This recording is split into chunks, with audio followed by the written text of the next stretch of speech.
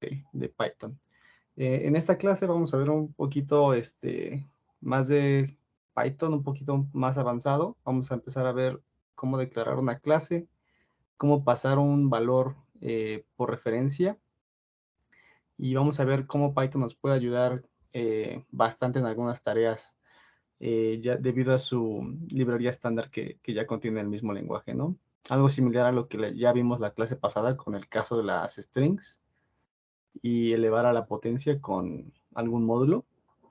Vamos a ver un poco más de ese tipo de funciones que nos ayudan demasiado, y vamos a también tocar un poco de otro tipo de operaciones además de las aritméticas. Así que, pues comencemos. Vamos a comenzar viendo, como les menciono, lo que es una clase. En Python la definimos con esta palabra clave, que es class.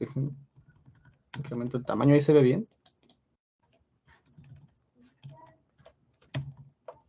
Sí, se ve bien. Se ve bien. Ok. Y bueno, seguido de esto, pues va el nombre, ¿no? Vamos a poner aquí test. Y recuerden que se utilizan los dos puntitos. Y bueno, aquí en Python hay una palabra clave que también se utiliza mucho cuando definimos un objeto o una clase, ¿no? Que es el self, ¿no? Esto es muy similar a cuando usamos this en algún otro lenguaje como Java o C++. Entonces, bueno, aquí para definir alguna función que pertenezca a esta clase, pues se hace como normalmente lo hacemos, con el def, y vamos a ponerle un this function, y vamos a ponerle también este parámetro self. Este parámetro self, para lo único que nos va a ayudar es para agarrar las variables que pertenezcan a este objeto o esta clase, ¿no? Y además podemos pasarle un parámetro, tal vez algún número, ¿no? Y digamos que esta función, tal vez vamos a querer imprimir un número que ya existe, más otro número, ¿no? De esta forma es la que de esta forma es en la que nosotros podríamos declarar una función que pertenece a la clase. Y hay otro tipo de función muy importante que se ejecuta cuando nosotros creamos un objeto, que es el constructor por default, ¿no? Para esto se utiliza esta palabra clave que es init, si no me recuerdo, y bueno, le pasamos los parámetros con los que queremos inicializarlo, ¿no? Y aquí podemos poner self.n igual a n, ¿no? Básicamente estamos diciéndole que una variable de la clase llamada n va a ser igual al parámetro n que le estamos mandando por aquí, ¿no? Comúnmente luego en C++ o en Java, en algunos otros lenguajes, hay que declararlas en la parte de aquí arriba antes de poder usarlas, ¿no? Algo como n igual a 1 o alguna otra variable igual a otro número, ¿no? Pero en el caso de Python no es necesario, simplemente con que tú la agregues a self con esa sintaxis del punto, ya va a ser una variable que va a estar instanciada dentro de la clase. Ok, entonces este es un ejemplo muy simple de clase, y vamos a hacer una prueba rápida. La forma en la que declaramos un objeto es simplemente el nombre de la clase, y en este caso hay que mandarle un parámetro, ¿no? Que es nuestro número n. En este caso vamos a mandarle 3. Y ya A es nuestro objeto de esta clase. Y lo que podemos hacer es mandar a llamar nuestra función, que se llama thisFN, y mandarle un solo parámetro, ¿no? Este self se agrega de manera implícita por medio de la misma clase, ¿no? No hay que mandar un parámetro adicional, sino simplemente el número, ¿no? Siempre se ignora este parámetro self y se manda todo lo que sigue después. Entonces aquí le podemos mandar 8. Y si nosotros ejecutásemos esto,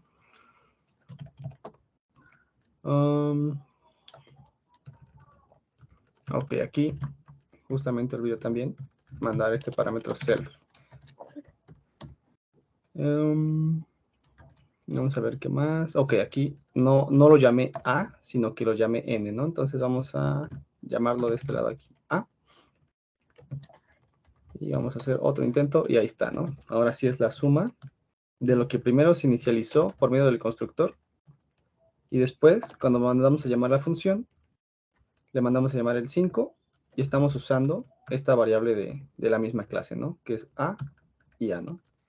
Si aquí nosotros pusiéramos B y la inicializáramos aquí con 2, pues también podríamos acceder a ella por medio del objeto self, ¿no? Y entonces ya debería imprimir 10, me parece 10. Ok, ¿hasta aquí alguna duda?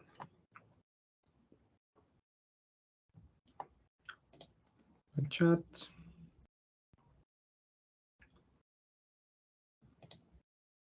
Ok, bueno, pueden usar este medio del Discord o el micrófono, porque recuerden que no puedo ver el chat aquí en Teams. Muy bien, bueno, si no hay alguna duda, vamos a seguir. Otro tipo de funciones que nosotros podemos declarar dentro de las clases son funciones que no estén atadas al objeto de la clase, ¿no? Simplemente que estén como que de una forma dentro del scope de la clase, pero sin que afecte al objeto, ¿no? Y es como si declaráramos una función estática, ¿no? Vamos a ponerla aquí, static function. Es de esta manera, se supone que la función solo se instanciaría, o sea, siempre que mandas a llamar la función, no importaría el objeto que tú hayas instanciado, siempre va a hacer lo mismo, ¿no? Entonces vamos a ponerle aquí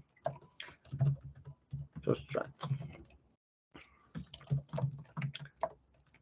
Y vamos a ponerle print A menos B. Si se dan cuenta, la única diferencia es que no le estoy mandando el objeto self, sino simplemente estoy declarando una función normal y eso es todo. La vamos a mandar a llamar aquí abajo, pero esta se manda a llamar desde test, subtract, y le mandamos los parámetros, ¿no? Listo.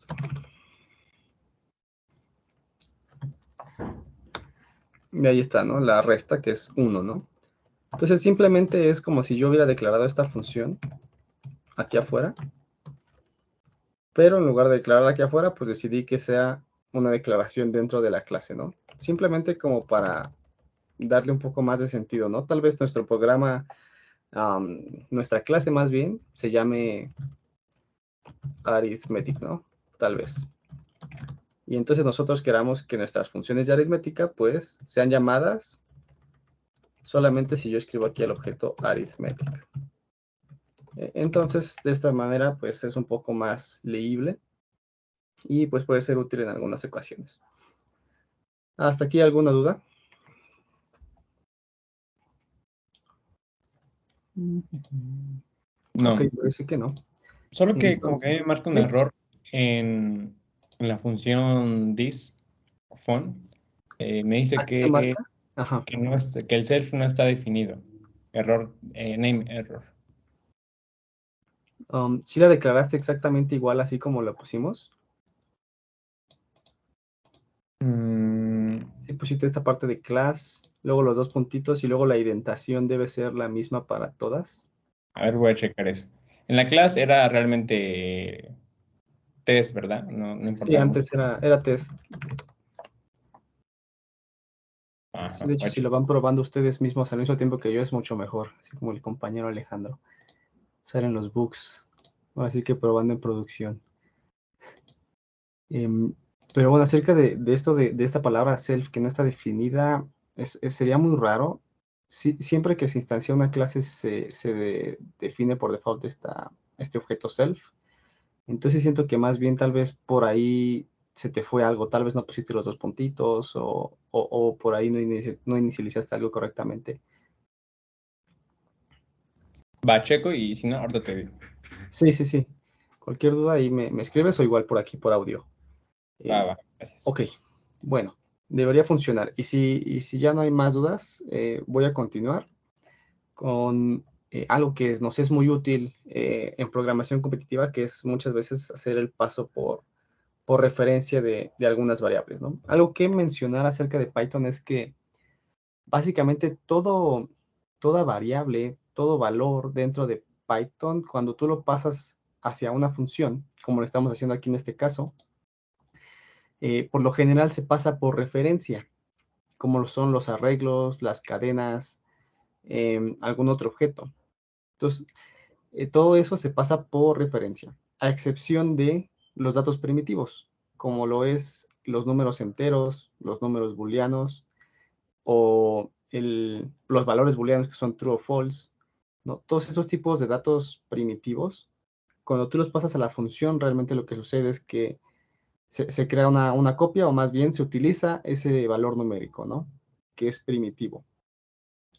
Entonces, para ejemplificar esto, déjenme les escribo por aquí un ejemplo, un poco más abajo. Voy a comentar toda esta parte de arriba.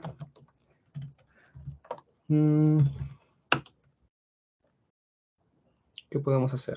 Vamos a add to array. Y vamos a recibir un arreglo. Y vamos a ponerle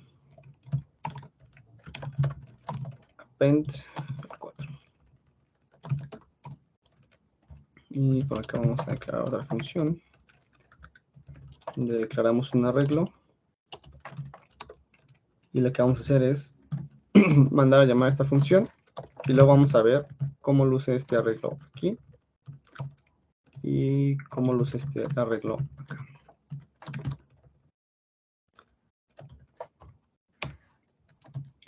Ok, se me olvidó mandar a llamar la función main.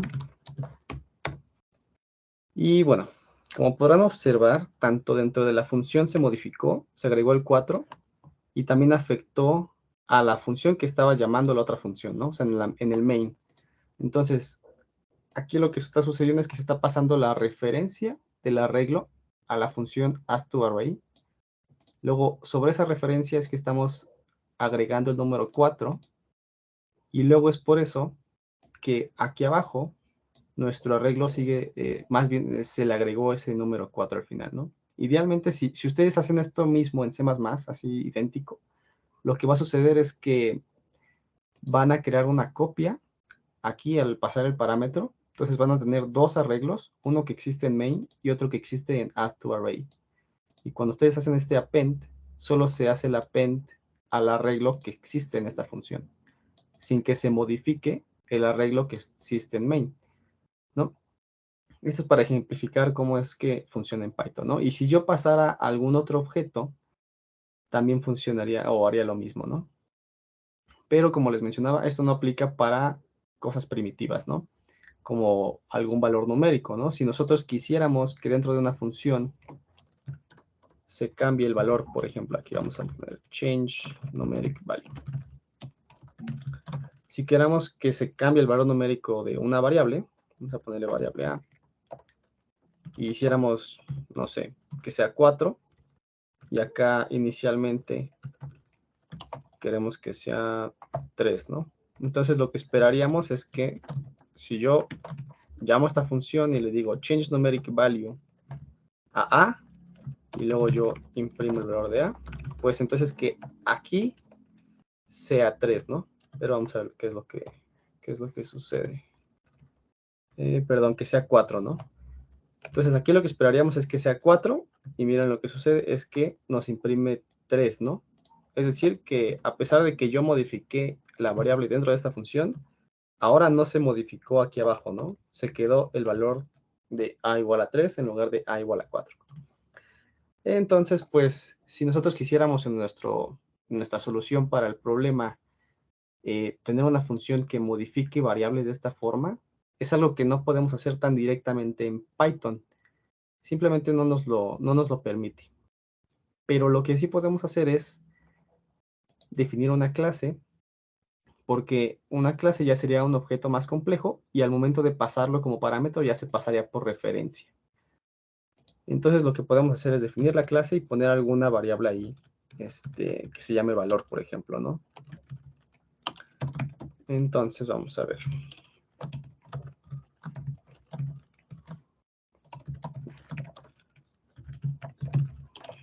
Igual a. Y entonces en lugar de pasar solamente el valor numérico, estaríamos pasando el objeto como tal. Y si nosotros ahora sí modificamos esta parte a 6, y aquí en lugar de crearlo solo así, lo hacemos como una instanciación de la clase value. Ahora vamos a ver qué es lo que sucede. Aquí hay que poner value. Y, ok, otra vez se me olvidó el self. ¿Dónde quedó? Aquí está.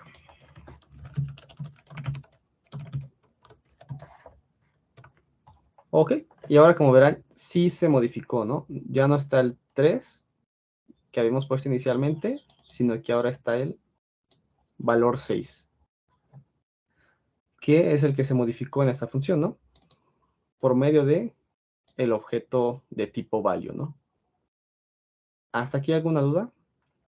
¿Todos ya sabían lo que significaba pasar una variable por referencia o debo de explicar eso para algunos?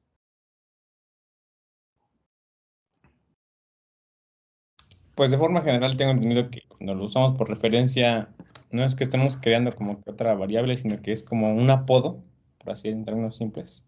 En lugar de cambiarle como el nombre, es como un apodo, pero nos dirige a la misma variable. Exactamente, sí, en la máquina ahora sí que, pues en los circuititos está apuntando a una misma ubicación de memoria, ¿no? Cuando lo estamos pasando por referencia y no estamos reservando más espacio de memoria para poner ahí el valor de la variable, ¿no? Sino que hay un espacio de memoria que contiene ese mismo valor y 2, 3, 4 cosas pueden apuntar a ese mismo valor, ¿no? Entonces, cuando hacemos ese paso por referencia, simplemente lo que se pasa es ese identificador que nos dice qué espacio de memoria se está utilizando y eso es lo que contiene en este caso B. B tiene ese indicador, ese identificador de dónde está ubicado nuestra instanciación del objeto y entonces, basado en eso, entonces sí, ahora lo cambiamos, ¿no? Como que varios apuntadores pueden apuntar a la misma referencia en la computadora. Perfecto. Muy bien, bueno. Esto es muy importante porque muchas veces sí suele ser necesario que nosotros modifiquemos las variables. O hay veces que lo puedes codear diferente y tal vez se vea mejor, pero en programación competitiva muchas veces lo que importa más es que te salga lo más rápido posible. Pues a veces se utilizan este tipo de truquitos donde pues en la misma función ya modificas todo de un jalón, en lugar de andar haciendo un poquito tu código de más calidad, como que eso no importa mucho aquí, sino que hay que preocuparnos porque salga lo más rápido posible. Y esta es una de las herramientas que te puede ayudar a hacerlo. Y bueno, entonces si esta parte quedó claro, la siguiente parte que quería enseñarles es un poco de las librerías que Python nos ofrece. ¿Le puedes subir un poco a la clase cuando la declaraste? Sí, ¿la de value o la anterior? Esa está bien, gracias. Esa. Vale, lo voy a dejar aquí. Voy a abrir por acá.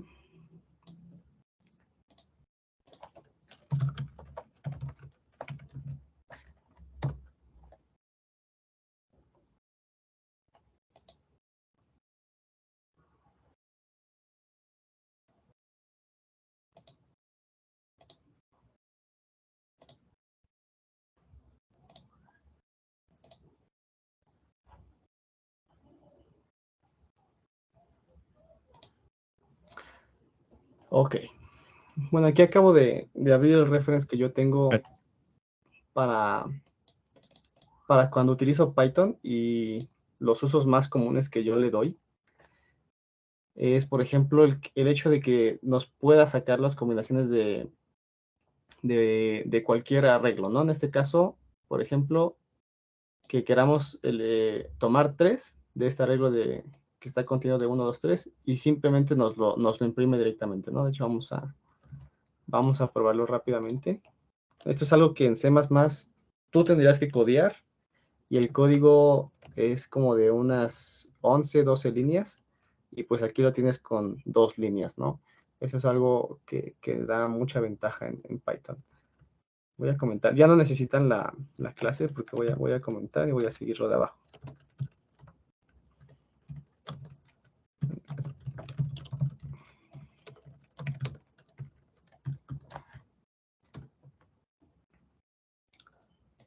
Ok, vamos a ver un arreglo más significativo, como si lo eligiéramos así de 4.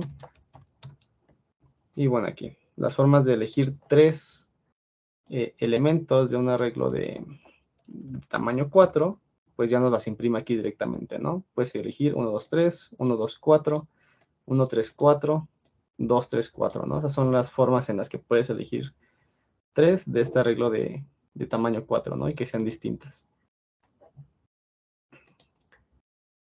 Ese es uno de los ejemplos.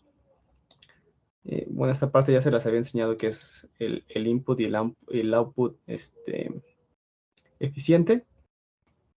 Por aquí también hay otras funciones que les pueden llegar a ayudar si no es necesario que lean siempre toda la línea o todo el archivo.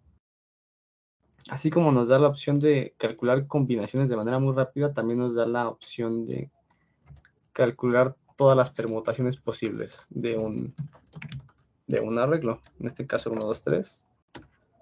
Y nos pone todas las formas, ¿no? 1, 2, 3 o 1, 3, 2, 2, 1, 3, 2, 3, 1, etcétera, ¿no? Absolutamente todas las permutaciones posibles. Algo también muy útil y que en C++ no está del todo integrado es que ya viene aquí una función que, dado un rango, nos da un número aleatorio, ¿no? En C++ eso también es posible, pero hay que crear una funcioncita ahí, o utilizar un poquito de operaciones aritméticas con el módulo para que nos lo dé, y con Python pues lo tienes con esta simple línea, ¿no? Y todo en la librería estándar.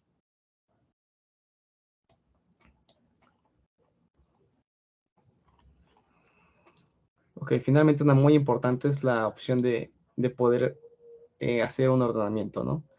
En este caso nos da la opción de ponerlo de revés o sortearlo por default de manera ascendente, ¿no? De hecho es algo que ahorita vamos a ver cómo utilizar esta función de sort con un objeto y no solo con un arreglo de números o de cadenas.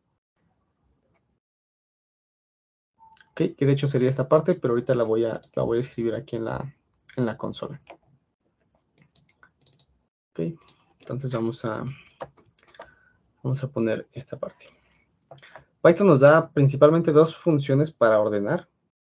Una está dentro del objeto de un arreglo, que es simplemente .sort, y esto lo que hace es hacer un ordenamiento que modifica el arreglo original, ¿no? A lo que me refiero es lo siguiente. De hecho, vamos a ponerlo al revés. O desordenado, más bien. Yo creo que así está bien. Ok, vamos a llamar la función sort y lo vamos a imprimir arreglo, ¿no? Y vamos a imprimir arreglo también aquí arriba.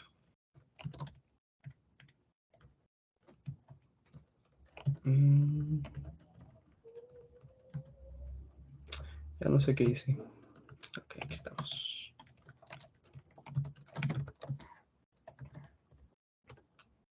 Ok, entonces, ok, faltó uno acá.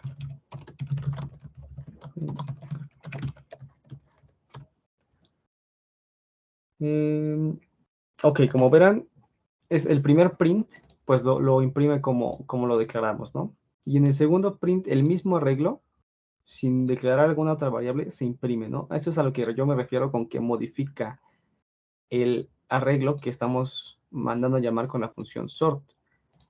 Hay otra función que nos permite que, en lugar de modificar el actual, simplemente nos crea otro arreglo, ¿no? Entonces vamos a poner aquí 2, y esta función se llama sorted.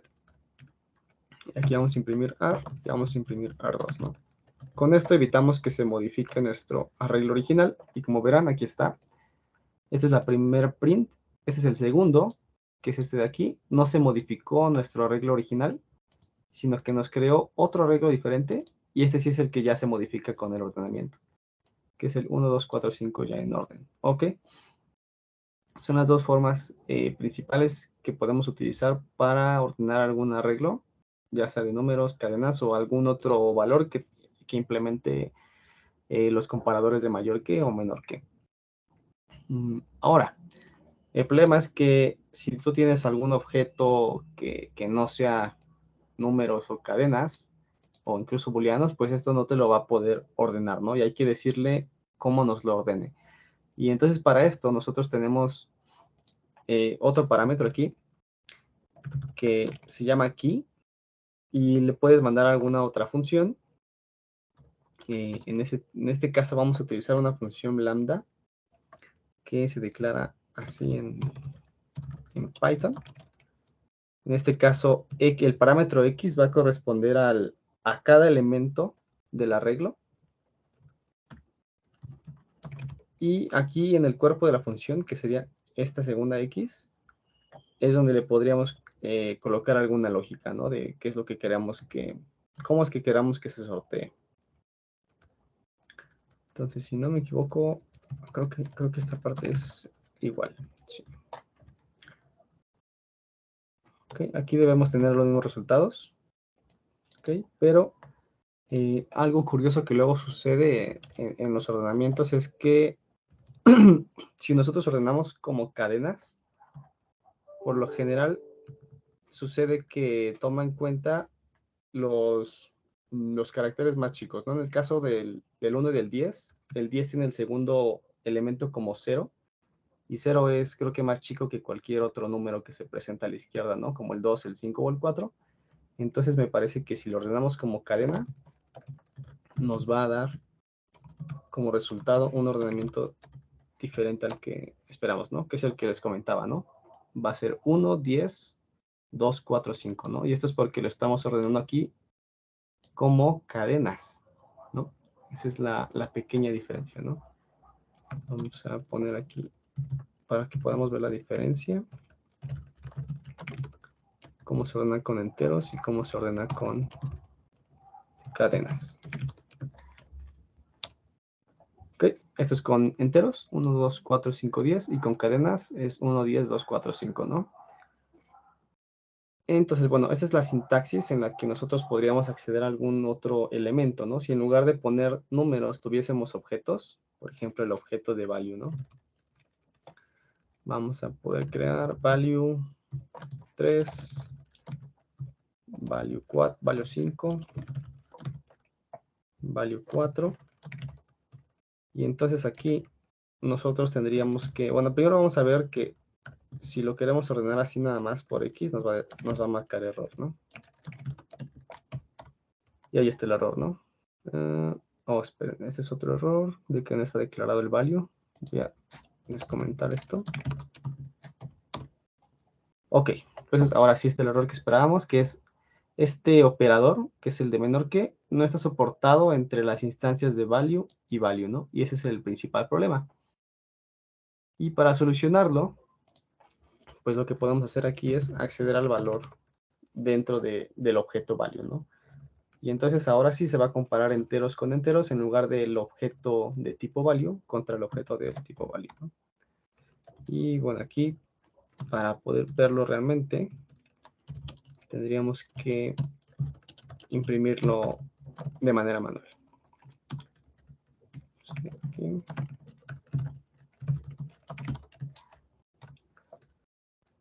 Ok, item.value. Y ahora sí, ¿no? 3, 4, 5, que ya es el objeto ordenado, ¿no? Muy bien. ¿Hasta aquí alguna duda? No, todo bien. Ok, por aquí empezaron un thread, no sé. Esa es una buena pregunta. ¿Todos los atributos qué tipo son? ¿Públicos o privados? Por default, en Python todo es absolutamente público. No existe privado, no existe ese concepto aquí en Python. Hay algunas librerías que te permiten añadirle el tipado a cada elemento, pero aún así con ellos no es realmente que el lenguaje de programación implemente los tipos privados, sino simplemente es como que un wrapper o un encapsulamiento que tal vez te va a marcar algún error de compilación cuando estés trabajando con esa librería, donde te diga, bueno, este es un atributo que era privado, no se esperaba que tú lo cambiaras, ¿no? Pero como tal Python espera que absolutamente todo sea público. Entonces, todo lo que tú quieras hacer privado, por lo general también se llegan a usar algunas convenciones en los nombres de funciones, ¿no? Que por lo general se utilizan los dos guiones al inicio para definir que un método es privado. Por lo general ese tipo de convención es la que se usa, ¿no? De esta manera le indicas al desarrollador que, bueno, este método se espera que tú no lo llames, pero realmente sí puede llamarlo, ¿no? O sea, no hay nada que lo limite realmente. Entonces, si lo llegan a utilizar para algún proyecto, pues es algo que sí deben de considerar, que tomar en cuenta. Para el caso de la programación competitiva, pues realmente no importa mucho, ¿no? Pero sí es bueno saberlo. Una pregunta de la Quache Coder. Ok. Muy bien, ¿hasta aquí alguna duda con cómo ordenar elementos? Porque es algo que se utiliza bastante. Básicamente aquí lo que está pasando con los parámetros es que lo que tú le mandes, si implementa el operador menor que, es posible hacer el sort, y si no, no es posible, ¿no?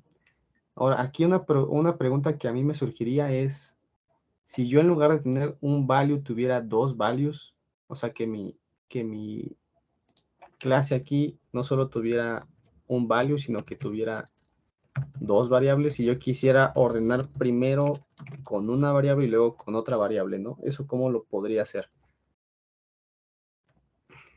Entonces ahorita se los voy a enseñar. Ponerle value A, value B. Y por acá vamos a llamar con dos valores, ¿no? Y aparte se llama varios.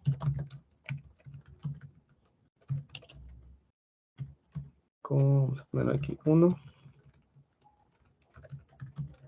Y acá 2, 3. Con estos. Y de hecho aquí que sea 1, ¿no? Y aquí me faltó aquí. Ok. Ok, bueno, aquí ya no va a funcionar utilizar solamente value. Y si nosotros quisiéramos ordenar solamente por el valor A, pues solamente le ponemos aquí A. O si solo por el valor B, pues solo le ponemos B. Pero ahorita lo que vamos a querer hacer es primero ordenar por el valor B. Y en caso de que alguno de ellos empate, queremos desempatar por el valor A. Entonces, si se dan cuenta, aquí tenemos dos valores que se van a repetir, ¿no? El 1 del 5 y el 1 del 4, ¿no? Entonces, lo que queremos es que primero se ponga el 1 que corresponde al 4 y luego el 1 que corresponde al 5. Y para eso, la sintaxis es la siguiente. Se utiliza la estructura que habíamos visto en la clase pasada, que es el tuple, ¿no? Que es básicamente como una especie de arreglo que puede contener cualquier tipo de dato. También puede ser de cualquier tamaño. Y entonces le vamos a decir que primero por B y luego por el valor A, ¿no?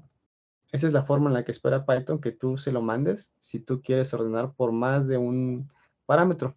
Entonces vamos a ver ahora cómo lo sería esto. Aquí imprimir item A.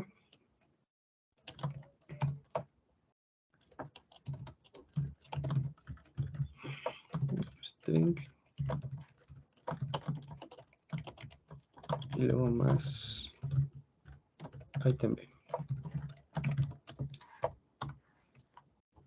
Y bueno, aquí ya vemos que hizo lo esperado, ¿no? Primero pone el 4, luego pone el 5 y ya al final el 2 y el 3, ¿no? Porque es el primer parámetro por el cual estamos ordenando es el B, ¿no? Que es el de este lado.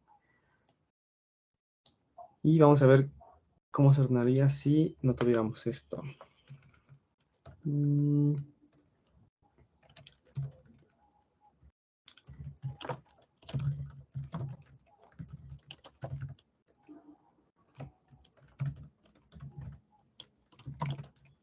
Solamente por...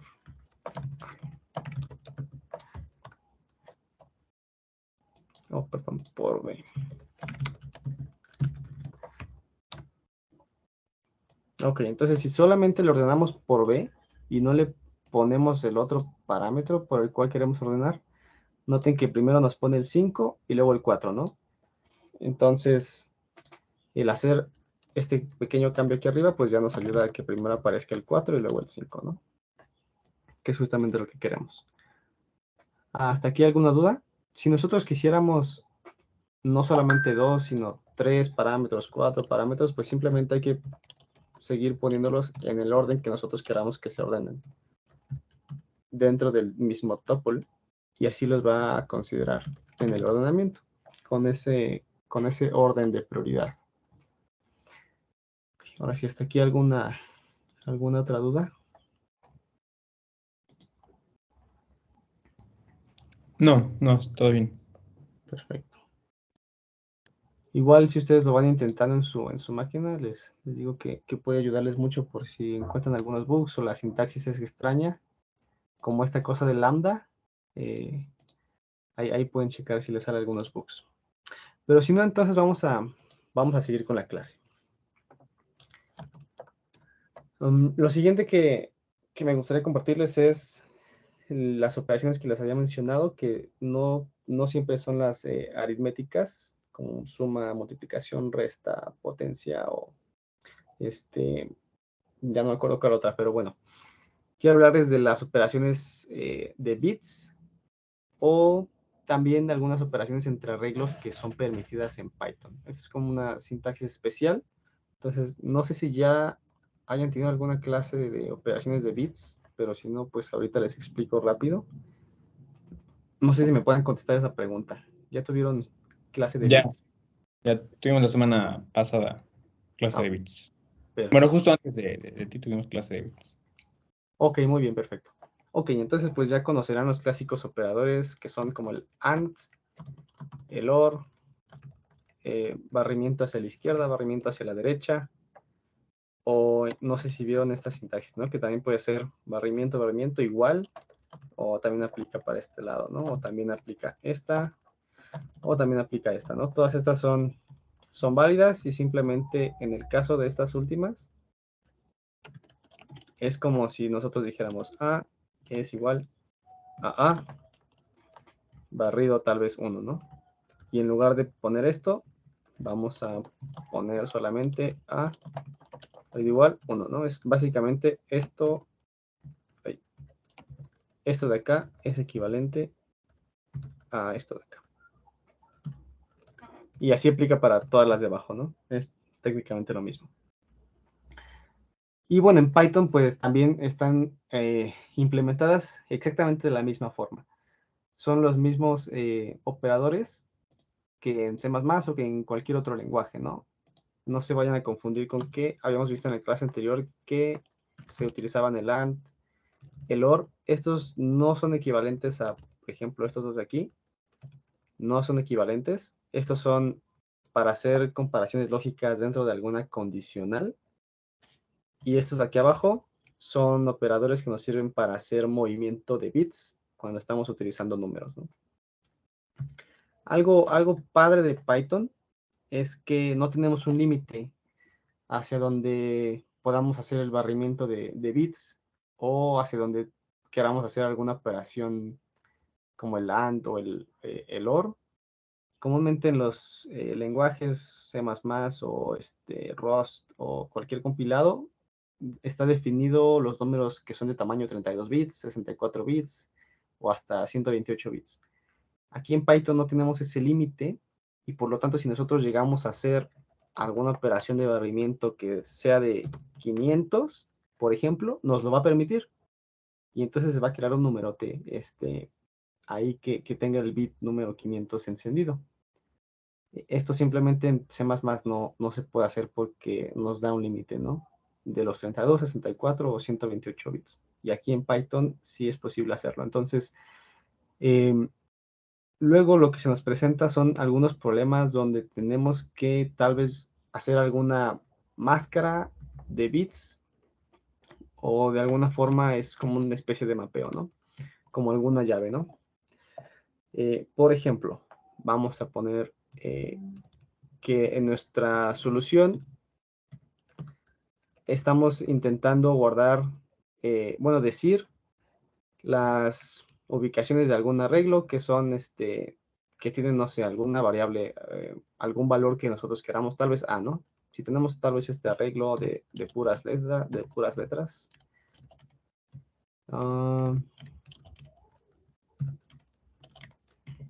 algo así, y nosotros queremos tener un, pues de alguna forma mapear o solamente saber cómo representar este arreglo basado en solamente las letras A, pues podríamos generar una mascarita de bits, ¿no?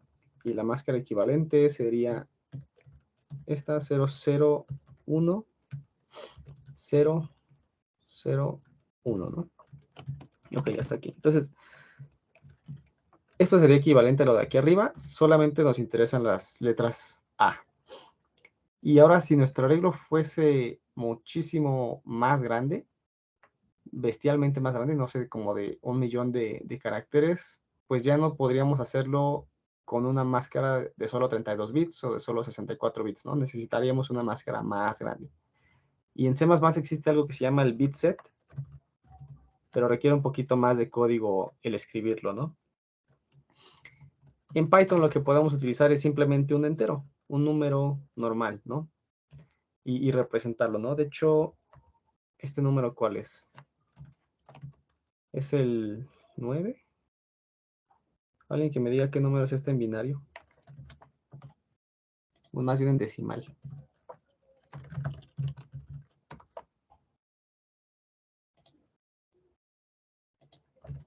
¿Nadie? Ok, sí era el 9. Es el 9. Ok, entonces, bueno, pues esto se representa como si tú tuvieras un número 9, ¿no? Pero si tuviéramos una máscara más grande, pues se podría representar como si tú tuvieras un numerote gigantísimo, ¿no? Y esto va a ser una máscara y que va a ser muy eficiente consultarla, ¿no? Porque podamos utilizar estas operaciones de bits que son muy, muy rápidas en comparación con acceder a algún arreglo o incluso el crear un arreglo, ¿no? Esto es más rápido y muy conveniente cuando hay este tipo de problemas donde hay que hacer algunas máscaras que pues son muy grandes, ¿no? O se requiere que sean muy grandes. Muy bien, esto en cuanto a las operaciones de los bits. ¿Hasta aquí alguna duda?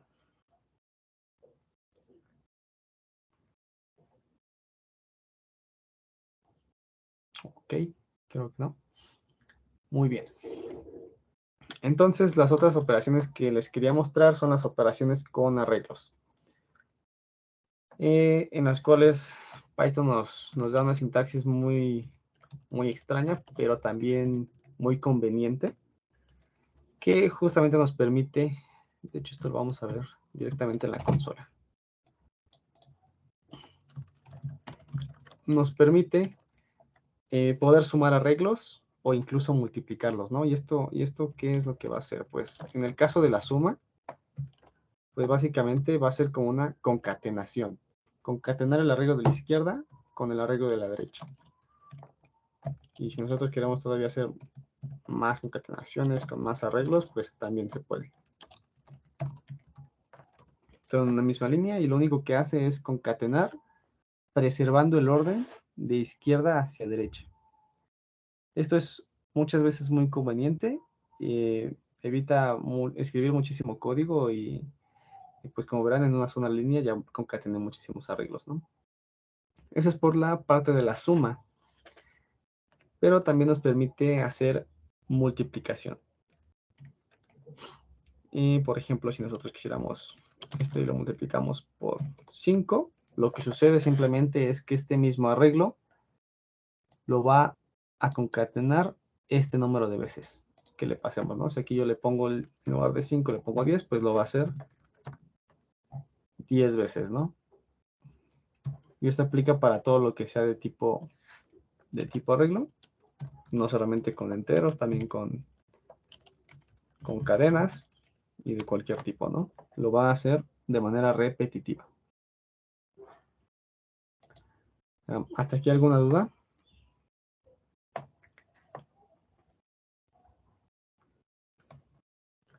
Ok.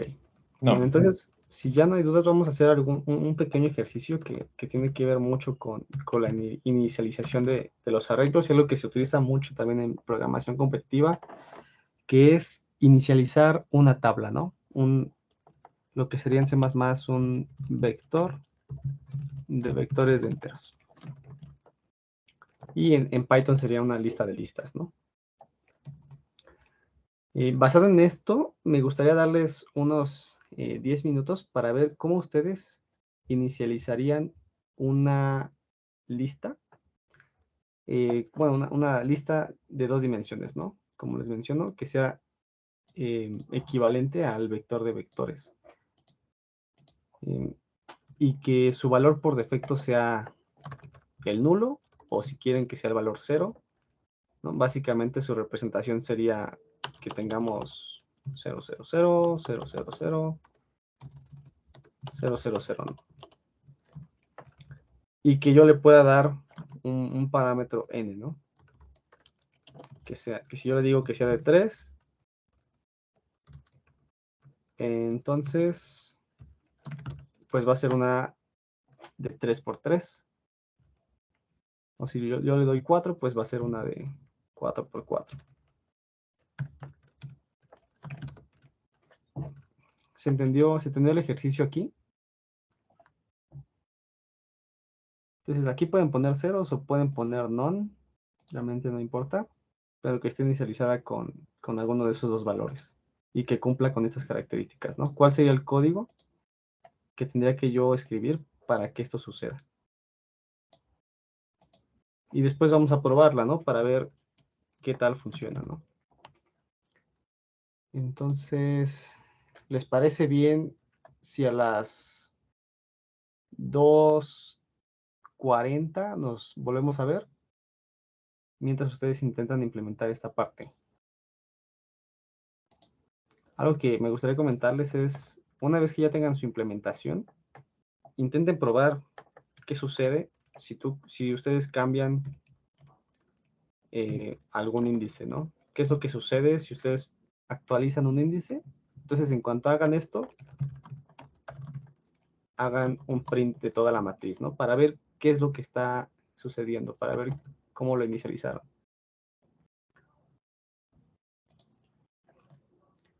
Ok, y bueno, entonces nos vemos a las 2:40. Son un poquito más de 10 minutos para que piensen en cómo lo harían para tener este funcionamiento. Que en este caso C++ es más sencillo, pero bueno, también hay que saber cómo hacerlo en Python correctamente. Ok, pues vamos a darle 10 minutos y regreso. Si van teniendo dudas, ahí me escriben en el chat. Realmente sigo aquí, solo me esperaré aquí en silencio.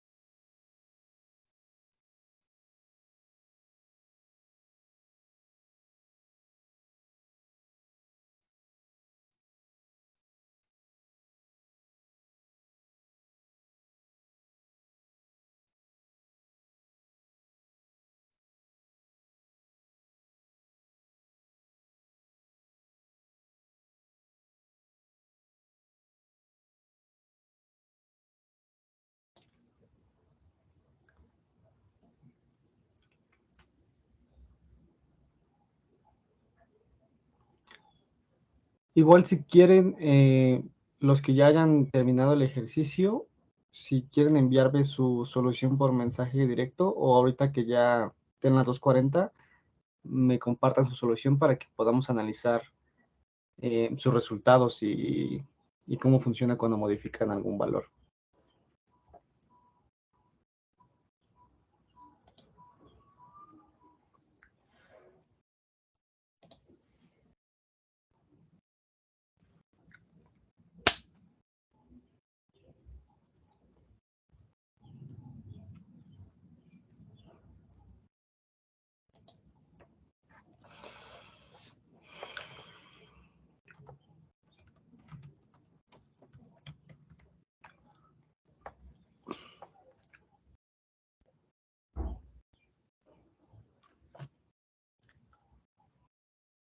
Ok, bueno, ya son las 2:40.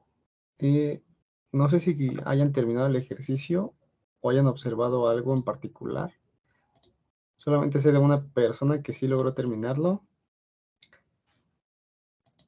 pero no sé los demás. Creo que somos al menos 4 personas por aquí.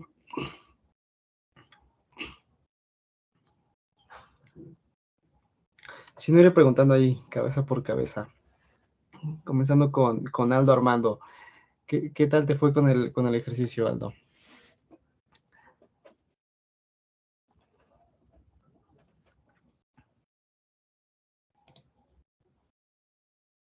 Ok, mazo. Muy bien. ¿Eso significa que no lograste terminar o cuál fue tu acercamiento a esta solución para el problema? Si quieres mandar ahí un screenshot o lo que sea. Ok, no acabaste. Ok, bien. No te preocupes. Vamos a ver, Alejandro Mancilla, ¿qué tal te fue con este ejercicio? Pues lo que traté de hacer primero fue tomar una input, castearla a un int y luego con ese int hacer como un array de ese tamaño. Y luego lo que estaba como que haciendo es que le daba append para agregar, bueno, en ese momento puros ceros, ¿no? Ajá. Eh, y bueno, por lo que vi es que una lista 2D, pues es como un array y cada array individual puede tener su valor y puedes accesar al array como por una variable. Ujú. En este caso, por ejemplo, si quisiéramos acceder al 1,4, Sí. podríamos hacerlo mediante, por ejemplo, no sé, A es igual a matriz 0, 0, 0. No sé si sea exacto o correcto lo que dije. Ok, sí, sí, me parece que es correcto. Simplemente, pues aquí estaba yo escribiendo aquí cómo se ve, cómo Python imprimiría una matriz 2D, ¿no? Que es esta forma en la que Python te imprimiría y como tú mencionas, pues sí puedes acceder a los elementos como si fueran una variable, ¿no? Simplemente si está en la posición 0, pues te vas a la posición 0 y luego lo que resta de eso es simplemente otra lista. Y esa lista pues accedes otra vez con su índice, ¿no? Con sus corchetitos y otra vez a la posición 0, 1, 2. Y así para cada elemento, ¿no? Incluso pueden ser de diferentes tamaños, solo que aquí nos enfocamos a que sea solamente de tamaño n, de tanto de alto y ancho, ¿no? Y, ok, ¿tienes tu codiguito que utilizaste para crear tu matriz 2D? ¿Crees que nos lo Entonces no puedas lo tenía compartir porque con como que alguna? no lo había hecho como correctamente, me estaban con unos errores. Ok, muy bien, muy bien. No te preocupes, ahorita vamos a explicar cómo sería, pero antes vamos a seguir con Daniel Armas. ¿Cómo te fue a ti, Daniel? Platícanos un poco. Pues me hizo la matriz y sí con ceros y con non, Ajá. pero a la hora de modificar, por ejemplo, si yo le pongo que modifique la 0,2 o si pusiera la 1,2, no lo hace solo la 1,2, sino que en todas las posición 2 de la matriz se pone 1. Bueno, si quiero cambiar el valor. Sí, de hecho es algo que pasa con Python y no es muy intuitivo. Tú eres Daniel 692A en Discord, ¿verdad? Ok, bien. Entonces, bueno, ahorita si nadie más tiene algún ejemplo, voy a utilizar el tuyo para ponerlo en la clase. Antes de eso, me gustaría preguntarle a Isabela, ¿cómo te fue en el ejercicio? ¿Qué encontraste?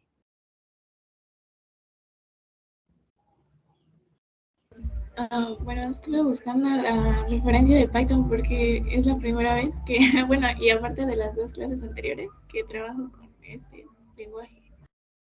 Ok, ok, bien, perfecto, no te preocupes, todos vamos aprendiendo. Ok, entonces seguimos con José. ¿Qué tal te fue a ti, José? ¿Qué hallazgos tuviste?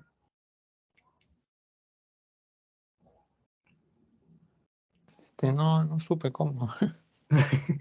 Ok, ok, bien, no te preocupes, igual siempre es válido, incluso en algunas entrevistas de trabajo es válido buscar en internet alguna referencia o buscar alguna pregunta en Stack Overflow para que nos dé una idea, ¿no? Muchas veces lo que sucede es que sí lo sabemos hacer en un lenguaje, pero no lo sabemos hacer en otro, entonces simplemente es cosa de consultar ahí una preguntilla en Google para que vayamos checándolo, ¿no? Y también es totalmente válido, ¿no? El objetivo aquí es como que logremos ese entendimiento. Gracias, José. Y finalmente, Ricardo, ¿cómo te fue a ti, Ricardo?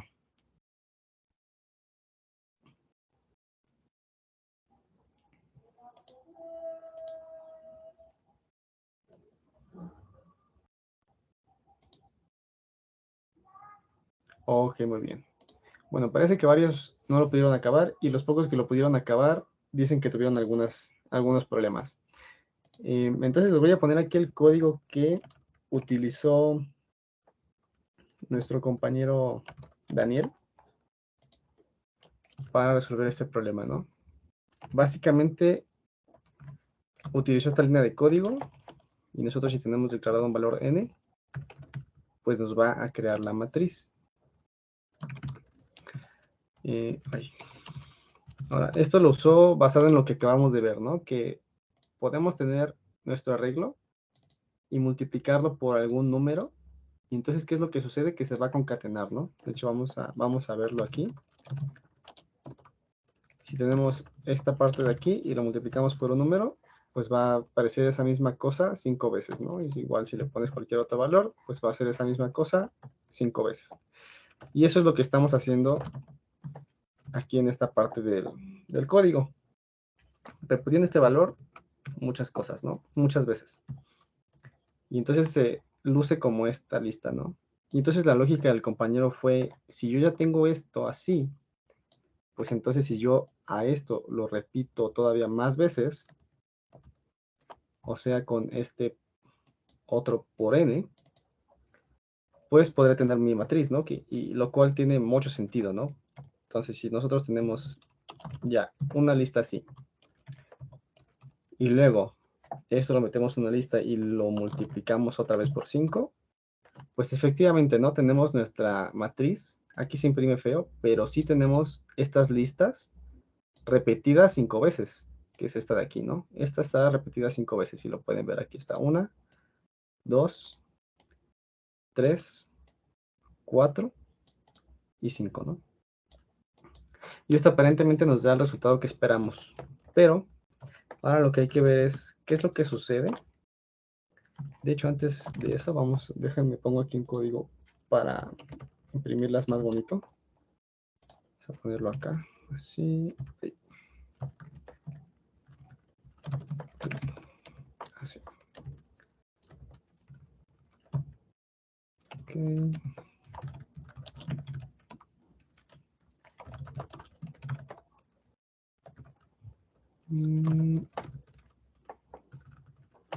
Vamos a comentar todo esto. Esto. Y creo que ya.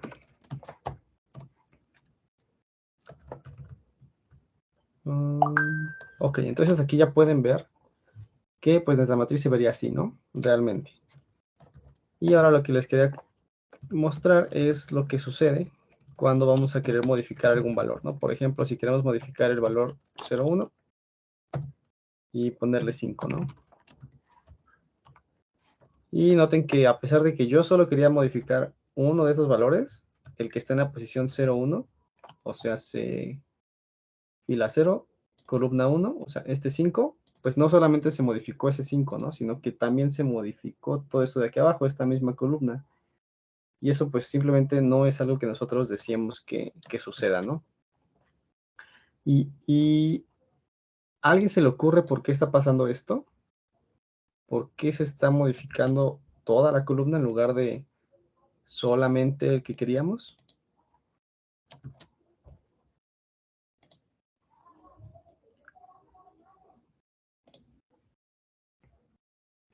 Bueno, pues resulta que lo que sucede es que...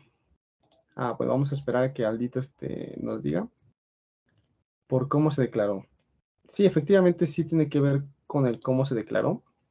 Y es que lo que está sucediendo es que al nosotros duplicar un objeto y no un dato primitivo, lo que está pasando es que, pues así como en las funciones, se está pasando por referencia, ¿no? El arreglo no se está duplicando en valor, no se está creando otro espacio de memoria para contener otro arreglo igual, sino que se está utilizando el mismo espacio de memoria en el que ya está almacenado el primer arreglo, y entonces se crean n apuntadores hacia ese mismo espacio de memoria, por el hecho de que esta parte de aquí es un arreglo y no un dato primitivo. Eso es básicamente la razón por la cual cuando estamos aquí viendo la matriz, cada una de estas realmente es el mismo objeto. Realmente son apuntadores a al mismo espacio de memoria donde está la primera lista de 5 elementos.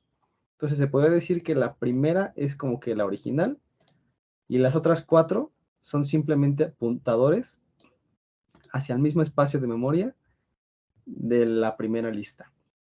Y entonces como todo es lo mismo, si yo modifico un valor de una lista, pues se modifica todo, ¿no? Y bueno, eso es lo que está sucediendo aquí. La forma de solucionarlo, bueno, ¿a alguien se le ocurre cuál sería una forma de poder solucionarlo? Antes de que la ponga.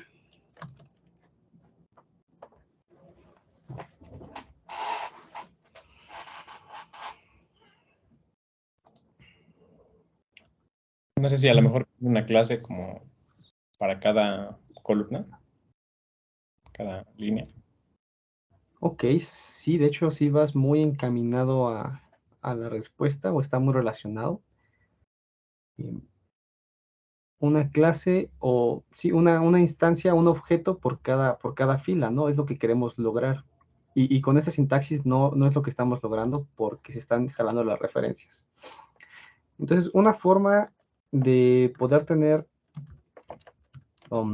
bueno, que cada fila tenga su propia lista, pues es simplemente no usar este último operador, ¿no? De multiplicación. Porque aquí lo que está pasando es que nos va a agarrar las referencias en lugar de hacer copias de valores. Y entonces en lugar de eso, lo haremos manual. Y simplemente lo que vamos a hacer es decirle a Python aquí que haga esto, que literal lo compute cada vez, bueno, por el rango en n, ¿no? Para cada número entre 0 y n, que ejecute el código que está aquí, ¿no? Esta es una sintaxis especial de Python que básicamente lo que nos está diciendo es for esto en range n. Lo que tienes que hacer es crear una de estas, ¿no? None por n. Básicamente eso es lo que está haciendo y cada una de estas las va a poner en este otro arreglo, ¿no? Entonces si tenemos, vamos a ponerle superar arreglo, punto append, una de estas, ¿no? Básicamente este código de aquí arriba es equivalente a este código de aquí abajo, ¿no? Nada más que nos faltaría inicializar y listo. Entonces, en lugar de escribir estas 3 líneas, lo podemos simplificar y decirle, haz esto siempre y cuando estés dentro de este rango, ¿no? De 0 a n. Y entonces ahora sí ya tenemos una fila exclusiva para cada entrada de nuestra lista, ¿no? Aquí ya no se van a crear las copias por referencia porque literalmente cada iteración se está haciendo este cómputo, ¿no? Se está ejecutando esta sentencia.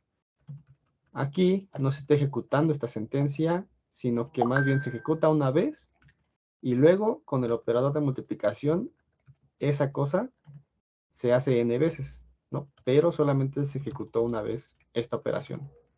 Aquí le estamos ejecutando n veces, ¿no? Es la única diferencia. Y de esta manera es de la forma en la que tendrían que declarar sus matrices para que les funcionen correctamente, ¿no? Ya sea de esta forma corta o de esta forma larga, ¿no? Cualquiera de las dos es correcta y funcional. Y finalmente, para acabar la clase, me gustaría dejar un poco más en claro. Aquí, lista por compresión. Ok, realmente no sé cuál es el nombre de esta sintaxis, pero bueno, es algo que es válido y justamente quería explicarles un poquito más a fondo de esta sintaxis, que no solo aplica para este tipo de arreglos o para los for loops, ¿no? Sino que también, por ejemplo, aplica para el if, que es ¿cómo se dice en español? En línea o en la misma línea, ¿no? Por ejemplo, podemos decir que nos ponga el valor de 2 si en nuestro arreglo o si en algún si digamos que en la posición 0 sea igual a 2, ¿no? O igual a más bien 3, ¿no? Entonces aquí si nosotros tenemos un arreglo así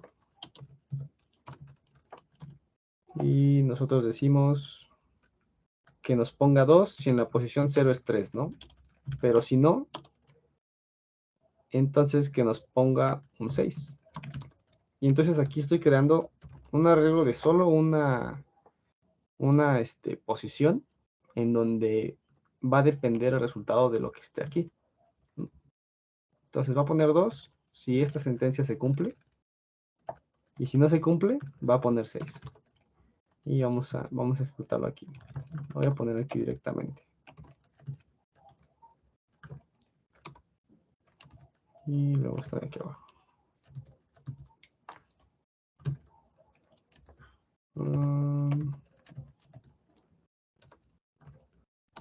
Y ahí está, ¿no? Nos crea este arreglito de tamaño 1 que tiene 6 porque aquí la ubicación del índice 0 del arreglo pues no es 3, ¿no? Si nosotros le ponemos ahí que fuese 3, pues ya nos pone el 2, ¿no? Vamos a poner aquí 3. Y ejecutamos esto otra vez. Y ahora sí nos pone el 2, ¿no? Y bueno, esa sintaxis la pueden utilizar en cualquier lugar donde vayan a utilizar alguna condición de estas, no necesariamente dentro de un arreglo, puede estar también fuera de un arreglo y simplemente decir que la variable, por ejemplo, s sea igual a esto, y entonces se imprime s y ahí está el valor, ¿no? Entonces, esta es otra sintaxis que también muy idiomática de Python y se puede utilizar en diversas partes, ¿no? También, si tú quisieras filtrar tal vez tu arreglo, pues podría ser muy útil que tú pongas esto dentro del arreglo, ¿no? Y bueno, eso es lo que les quería compartir. No solamente está esta sintaxis con el for, sino que también puede ser con el if. ¿Hasta aquí alguna duda? Si no hay más dudas, creo que esto sería todo por hoy. Ya estamos a 2 minutos de las 3. Espero les haya agradado la clase de Python, porque esta ya sería la última y lo que quedaría sería que ya por su cuenta intenten resolver problemas utilizando este lenguaje, principalmente problemas que requieran también de su uso, como vamos a recordar que conviene utilizar Python cuando los problemas tienen que ver con números muy grandes o cuando simplemente el problema es muy sencillo en Python, pero muy complicado en C++, o cuando por lo general se utilizan cadenas en el problema. Ya vimos que Python tiene mejor desempeño al hacer cómputo con cadenas, ¿no? Ya sea búsqueda de subcadenas, reemplazar subcadenas, etcétera, ¿no? Y además lo hace, bueno, el código que nosotros tenemos que escribir es muy poco, ¿no? Entonces hace que invertamos muy poco tiempo resolviendo esos problemas. Oye, y en tu experiencia, a la hora de hacer entrevistas, ¿realmente hay una diferencia entre usar Python y C++ o tú te has decantado más por uno que por otro? Muy pocas veces he tenido que utilizar algún lenguaje porque el problema lo requiera en el caso de entrevistas. Por lo general lo que sucede es que te ponen un problema que puede ser resuelto en cualquier lenguaje y que no depende tanto de la librería estándar, ¿no? Tal vez que no tenga que ver con árboles árboles de búsquedas ordenados, ¿no? Que ya tienen algún patrón de cierto orden, que por ejemplo en C++ sí lo puedes encontrar, pero en el caso de Python no existe esa estructura ya implementada en la librería estándar, ¿no? Entonces, sí ha habido casos donde sí he tenido que utilizar, por ejemplo, C++ forzosamente, porque el problema requería que utilizara uno de esos árboles, ¿no? Para resolver el problema. O porque mi idea, pues, iba guiado por ese camino. Pero por lo general, deberías de poder resolverlo utilizando cualquier lenguaje de programación. Se supone que al momento de crear el problema para entrevistas se toma esto en consideración